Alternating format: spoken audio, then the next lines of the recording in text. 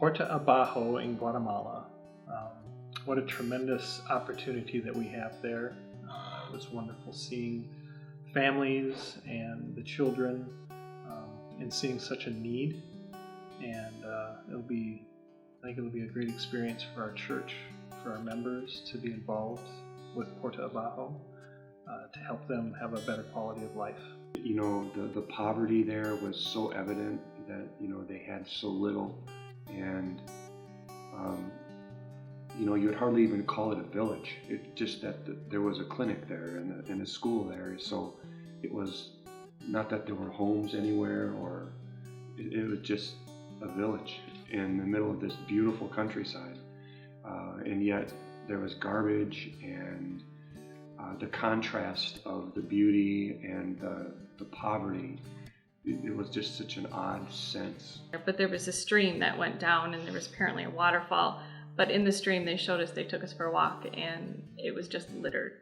It was disgusting, and apparently, you know, this is where they're getting part of their water from, and the kids were playing in it, and that was hard to see.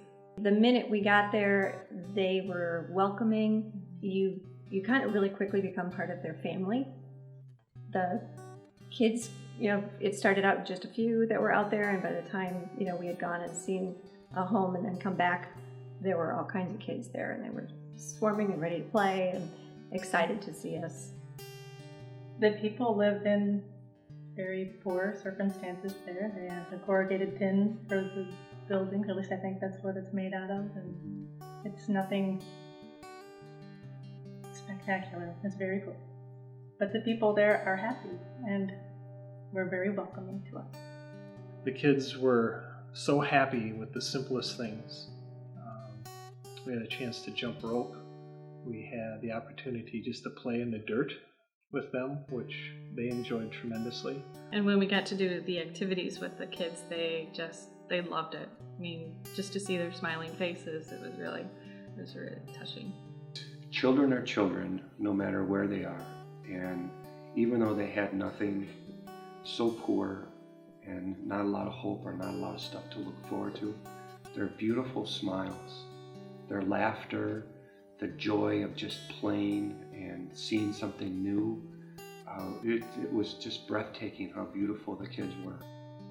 When we were there playing with the women and children, again, the guys are out working in the field. This is what they do. And I was twirling the rope here, looking around at the kids as we're playing, and I noticed it was just such a, I don't even know the word. There were children and there were mothers. And there wasn't that in-between age. There wasn't this teenage group of girls sitting over here doing teenagey things. There isn't that. It's the girls are just told they need to become a mother as soon as they can.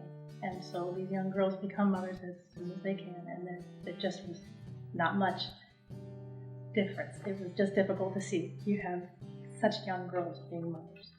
It just tore at my heart to see. For me, it was hard to hear a mother look at me and say, "They're going to take my children if they haven't grown by their next doctor's appointment."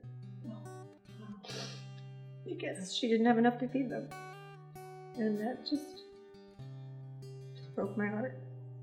When they don't have the basics, when they don't have clean running water, they don't have a steady income, or the income that they have is very minimal. We wouldn't even be able to survive one day on the income that they have.